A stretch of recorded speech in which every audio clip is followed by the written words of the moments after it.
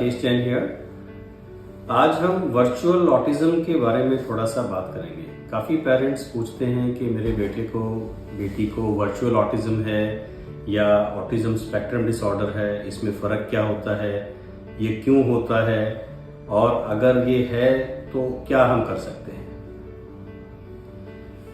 Virtual autism as such if you look at the literature कोई ऐसी term नहीं है कि कोई क्लासिफिकेशन नहीं है, किसी इंटरनेशनल ऑथराइज्ड बॉडी ने इसको आइडेंटिफाई नहीं किया है एज अ स्पेशल डिसऑर्डर अगर हम वर्चुअल ऑटिज्म की बात करें। लेकिन फिर भी एक जो प्रैग्मेटिक अंडरस्टैंडिंग होती है उसको लेके अगर हम बात करें तो वर्चुअल ऑटिज्म का मतलब ही ये है कि अगर बच्चे को मान लीजिए 2 साल 3 साल का, अमूमन 3 साल से कम का बच्चा है, उसका स्क्रीन एक्सपोजर इतना ज्यादा हो गया है कि उसकी वजह से वो ना तो सोशल इंटरेक्शन कर पाता है, उसको किसी सेंसेस का जो है ज्यादा तजर्बा ही नहीं हुआ है। मेनली उसको जो भी विजुअल या ऑडिटरी स्टिमुलस मिलता है स्क्रीन से, स्क्रीन में मेनली 2 ही चीजें हैं, एक तो आप देखते हो जो स्क्रीन के ऊपर या सुनते हो, और वही चीजें आपका ब्रेन प्रोसेस करता है। इसके अलावा जो भी सेंसेशन है, जैसे हम टच करके जो हम फील करते हैं, गुड टच, बैड टच, गर्म, ठंडा, प्रेशर है, पेन है, वो सब टच वाली सेंसेशन है, वो स्क्रीन पे नहीं आती हैं। स्मेल करके हमें बहुत सारी चीजें पता लगती हैं, गुड स्मेल, बैड स्मेल, या स्मेल की भी बहुत सारी वैरायटीज होती हैं। एम्पैथी होता है, इफ मैं जैसे मान लीजिए मैं अपना हाथ मूव करता हूँ, किसी बंदे को लग जाता है, उसको पेन है, वो गुस्सा करता है, तो ये जो इमोशनल जो अंडरस्टैंडिंग है वो भी जनरली मतलब स्क्रीन पे देख लिया है मैंने, लेकिन मैं उसको परसीव नहीं कर सकता हूँ कि इसका मतलब क्या है और कैसे मेरे को उसको हैंडल करना है। अगर if I have hurted somebody by my language और my physical let's say by hitting the child, तो वो सब चीजें आप जो है अपने ब्रेन के अंदर नेगोशिएट ठीक से नहीं कर पाते हो। तो मेनली जो एक्सपोजर आपका रहता है वही रिस्पॉन्स अल्टीमेटली आपका बन जाता है। You are glued to the screen and it's a kind of vicious cycle. जब आपका स्क्रीन का एक्सपोजर बहुत ज्यादा हो जाता है तो आपको उसमें मजा आने लग जाता है और कहीं और आपका दिल उसमें अच्छे से नहीं लगता है। उस बच्चे को जब पेरेंट्स थोड़ा सा इंटरनेट पे पढ़ लेते हैं या आस पड़ोस से पता चलता है कि एक बच्चे को ऑटिज्म है और बच्चा ऐसे ऐसे बिहेव करता है, आंखें नहीं मिलाता है, ज़्यादा बोलता नहीं है, या जो है बच्चों के साथ इंटरेक्ट नहीं करता है, then it rings the bell to the parents कि कहीं हमारे बच्चे को ऑटिज्म तो नहीं है। फिर वो डॉक्टर के पास लेके आते हैं कि डॉक्टर साहब क्या करें, ये वर्चुअल है या क्या है। तो बेसिकली देखिए, इसमें आप 2 तरीके से इसको देख सकते हैं। मान लीजिए 2 साल का बच्चा है और 2 साल से पहले बिल्कुल सही था, बोलने चालने में, इंटरेक्शन में, बाय बाय करना, फिंगर पॉइंटिंग करना, और 2 साल का बच्चा जितना बोल सकता है बच्चा उतना बोल भी रहा है। और all of a sudden because of हर घर के हालात अलग अलग हैं, both parents are working sometimes, बच्चे के पास और कोई ऑप्शन नहीं है, they are sitting on the computer, mobile उसके हाथ में पकड़ा दिया, या किसी भी वजह से, there are an number of reasons. तो अगर बिल्कुल आपको ऐसा लगता है कि स्क्रीन का ओवर एक्सपोजर होने के बाद से ही बच्चे की जो लैंग्वेज है, जो कम्युनिकेशन है, जो सोशल इंटरेक्शंस है, वो कम होती चली गई है, तो एक तो ये है, हम बोल सकते हैं चलो हो सकता है वर्चुअल ऑटिज्म हो। तो उसका तरीका है कि उसको हम बंद करें, और हम थोड़ा आखिरी में इसके बारे में बात करेंगे। अभी मैं कॉज बता रहा हूं। दूसरा, मान लीजिए कि ये प्रॉपर ऑटिज्म है, लेकिन आपने नोट किया है मान लीजिए 3 4 6 महीने के स्क्रीन एक्सपोजर के बाद, लेकिन कोई जरूरी नहीं है कि स्क्रीन की वजह से उसको ऑटिज्म हुआ है। कई बार ऑटिज्म के बच्चे जो हैं 1 1.5 2 साल तक ठीक लगते हैं, इंटरेक्शन भी ठीक होती है, और उसके बाद वो थोड़ा रिग्रेशन मोड में चले जाते हैं। They stop speaking certain words, sentence बनाना बंद कर देते हैं, आंख मिलाना कम कर देते हैं, and they are more comfortable with the screen, क्योंकि उनको जो सोशल एनवायरनमेंट में ठीक से इंटरेक्ट करना नहीं उस वक्त आता है, या because of some internal problem या autistic spectrum disorder they are not comfortable in that, तो उस केस में they are glued to the screen. तो यहाँ पे हम 2 अलग अलग चीजें बात कर रहे हैं।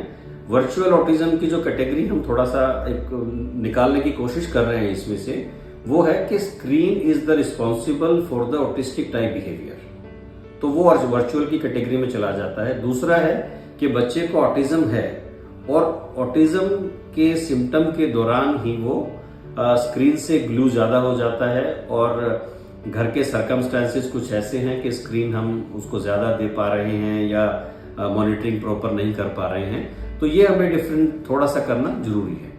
हालांकि दोनों ही केसेस में, चाहे हम उसको वर्चुअल बोलें या प्रॉपर ऑटिस्टिक स्पेक्ट्रम डिसऑर्डर बोलें, दोनों ही केसेस में लाइन ऑफ एक्शन हमारा सेम ही रहेगा। स्क्रीन तो हमने उसको अवॉइड करना ही है, मिनिमाइज करना है, ठीक है।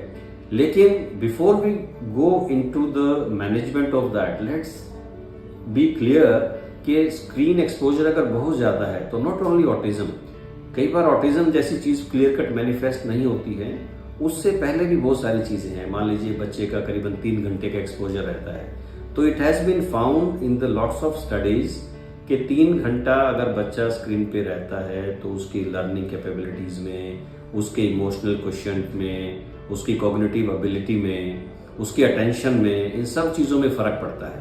लैंग्वेज भी डिले हो जाता है कई बार, ऑटिज्म फुल फ्लेज ना हो बेशक, लेकिन लैंग्वेज थोड़ा डिले हो सकता है।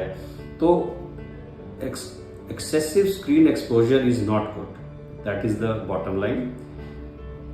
इन सब चीजों के अलावा ऑटिज्म की तरफ भी कई बार हमें बच्चे जो हैं मिल जाते हैं। मोरओवर, अगर मान लीजिए किसी बच्चे को ऑटिज्म के लिए अंडरलाइंग कॉज है, मैं और पुरानी वीडियो में बता चुका हूं कि इसके कॉज कुछ भी हो सकते हैं, जेनेटिक भी हैं, बहुत सारी चीजें हैं, उसमें मैं अभी नहीं घुसूंगा। लेट्स से कि बच्चे का प्रीडिस्पोजिशन है ऑटिज्म के लिए, लेकिन बच्चा हमारा बिल्कुल ठीक है, लेकिन बिकॉज ऑफ एनवायरमेंट समटाइम, जैसे कोविड हमारे सामने एक लाइव एग्जांपल था 2 साल पहले कि बच्चा बिल्कुल सही है लेकिन उसके अंदर there are some underlying issue, लेकिन जैसे ही कंड्यूसिव एनवायरमेंट मिलता है कि सोशल रिस्ट्रिक्शंस हो गई हैं, स्क्रीन एक्सपोजर ज्यादा है, तो ऑटिज्म के सिम्टम उभर के आ जाते हैं।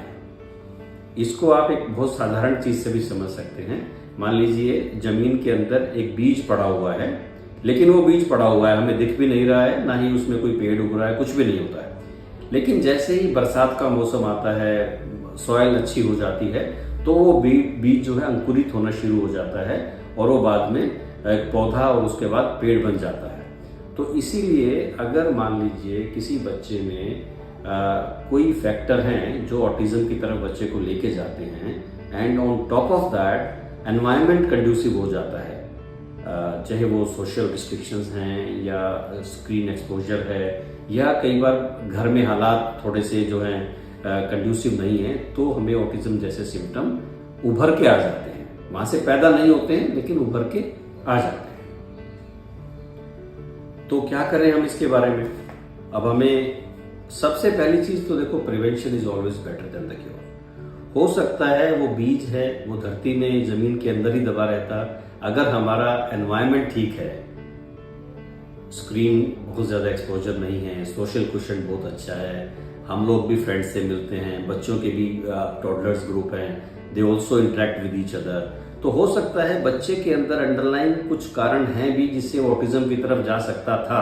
लेकिन अगर हमारा एनवायरनमेंट अच्छा है तो कई बार वो बीज अंकुरित नहीं हो पाता है ऑटिज्म का, और हम उसको प्रिवेंट कर सकते हैं। और अगर हम जेन्युइन ऑटिज्म की चीजों को भी प्रिवेंट कर सकते हैं तो वर्चुअल ऑटिज्म का तो प्रश्न ही नहीं उठता है। अगर एनवायरनमेंट को हम ठीक रखते हैं तो वर्चुअल ऑटिज्म तो वैसे ही नहीं आएगा अगर स्क्रीन की वजह से आने वाला है। तो prevention is always always very good, treatment तो बहुत बाद में आता है। एंड अगर मान लीजिए अब ऑटिज्म है या वर्चुअल ऑटिज्म हमने मान लिया है बच्चे को, तो करना क्या है? First thing first, screen exposure नहीं चाहिए हमें, है ना। अगर स्कूल की कोई कंपल्शन भी है तो आप उसको बिल्कुल टाइम कर दीजिए कि जो होमवर्क है उसी वक्त हम आपको कंप्यूटर देंगे, प्रॉपर कंप्यूटर, और इट इज ऑलवेज बेटर कि उसके साथ में कोई अडल्ट बंदा बैठा हो और इंटरेक्शन के साथ में उस कंप्यूटर से होमवर्क भी कराना है तो करा दीजिए, कोई नहीं, 1 घंटे में, लेकिन with interaction. Child should not be left alone to watch YouTube and browse internet, ये कंप्लीटली प्रोहिबिटेड है, it is not allowed even for the older children. बिगर सुपरविजन के इंटरनेट पे बच्चों का जाना, it is not safe at all. neither from this autism and neurological disorder point of view, but also from other social angle and other problems. तो screen avoid करना है या उसको मॉनिटर करके रखना है, और जब बच्चा होमवर्क कर रहा हो स्कूल का लेट से, तो स्क्रीन को वैसे ही बिल्कुल दूर रखो, स्क्रीन को घर में लॉक करके रखो आप, so that child does not have any access on to that. Reward system रखिए साथ में, एक बच्चे को शेड्यूल बना के दीजिए, क्योंकि बच्चे आजकल बोर बड़ी जल्दी हो जाते हैं। अगर आप अपने काम में बिजी हैं, I know we are all busy, most of in the household both parents are working, और काम का भी प्रेशर होता है, घर का भी होता है, so don't feel guilty about it, I mean that's how the life is. लेकिन जो भी हम अच्छा कर सकते हैं अपने लिए, बच्चे के लिए, वो हमें ट्राई जरूर करना चाहिए। तो थोड़ा सा सेट रूल्स बना के रखें परिवार के अंदर कि बच्चे को स्क्रीन एक्सपोजर अगर देना भी है तो लिमिटेड टाइम, बाकी शेड्यूल है उसका, स्कूल के आने के बाद इतनी देर बैठना है, ये खाना खिलाना है, और ये पढ़ने का टाइम है, और स्पोर्ट्स का time is very important. We should make sure कि बच्चा बाहर जाए, फ्रेंड्स के साथ खेले, ओपन एनवायरनमेंट में। लेकिन कभी कभार आप छोटे मोटे जैसे बोर्ड गेम्स हैं, कैरम है, चेस है, थोड़ा सा अगर बड़ा बच्चा है उन चीज़ों को समझता है, तो उनसे भी कोई रेफरेन नहीं है, that can also be good, and it's a good opportunity to interact socially with the peer group. तो ये सब हमें करना चाहिए। एंड साथ में I mean I would suggest कि अगर मान लीजिए आपको ऐसा लगता है कि हाँ ऑटिज्म की तरफ है या वर्चुअल ऑटिज्म की तरफ है, आप एक एमचैट टेस्ट भी कर सकते हैं। एमचैट फ्रीली अवेलेबल है इंटरनेट पे। एमचैट is M for monkey, C for cat, H for husband, A for apple and T for tango। एमचैट अगर आप डालेंगे, mchat.org इज अ वेबसाइट जो फ्रीली अवेलेबल एक स्क्रीनिंग टूल है, कोई भी पेरेंट्स कर सकते हैं 18 महीने से ऊपर के बच्चों के लिए। तो उसमें आपको एक मोटा मोटा आइडिया लग जाता है कि हम ऑटिज्म में डील कर रहे हैं या हम ऐसे ही व्यर्थ में चिंता कर रहे हैं एंड बच्चा इज एब्सोल्युटली फाइन। तो वो आप रन कर सकते हैं। लेकिन अगर आपको लगता है कि बच्चा जो है कहीं ना कहीं एमचैट पे भी रिस्क दिखा रहा है, या वैसे भी अगर मान लीजिए आपको कंसर्न है, आजकल इंटरनेट पे, मीडिया पे there are lot of information, और जो अवेयर पेरेंट्स हैं उनको समझ में आ जाता है कि बच्चे को कहीं ना कहीं कुछ सिम्टम्स हैं और हमें उस पर ध्यान केंद्रित करना है। तो अगर वैसा अगर आपको लगता है तो don't shy away to visit your doctor, at least some professional advice you will get. कई बार आप व्यर्थ में अगर चिंता करते हैं तो हो सकता है वो चिंता खत्म ही हो जाए कि नहीं कुछ भी नहीं है, आप ऐसे ही परेशान हो रहे हैं। एक दो फीचर ऑटिज्म के तो सबके अंदर होते हैं, उससे ऑटिज्म नहीं हो जाता है ना। और अगर जेन्युइनली प्रॉब्लम है तो let's accept it, acknowledge it कि हाँ प्रॉब्लम है, एंड एड्रेस इट प्रॉपरली। जो भी उसके लिए हम कर सकते हैं, कुछ इन्वेस्टिगेशन कराना है या उसका थेरेपीज करानी है, या घर में हमने एक्स्ट्रा एफर्ट्स क्या करने हैं, कुछ फूड आइटम्स का ध्यान रखना है, there are lots of things जो मैंने उस पर वीडियो पे डाला हुआ है, उसकी डिटेल में नहीं जाएंगे अभी हम। तो ये मैं समराइज कर देता हूँ, ऑटिज्म वर्चुअल है या जेन्युइन ऑटिज्म है कई बार हमें नहीं पता लगता है, but anyway screen exposure should be minimum, should be avoided. और उसके साथ में जो भी कोरोबरेटिव एफर्ट्स हैं to make your child better, to give him more social environment, to put him into the sports, और जो स्टडी का टाइम है वो भी एकदम स्ट्रीमलाइन करके रखें उसका बच्चे का, और स्क्रीन को बिल्कुल मिनिमम करना है और टाइम करना है अगर नेसेसिटी है तो। बाकी जो हमारे मेडिकल इन्वेस्टिगेशन है, टेस्ट है, उनका नंबर बाद में आता है। Many of the children do not need any investigations, and we should not unnecessary medicalize our children if they have some social issues. Let's try to handle it that way. I hope this video is helpful. Thank you very much. If you have any question, please put up a comment. Thank you.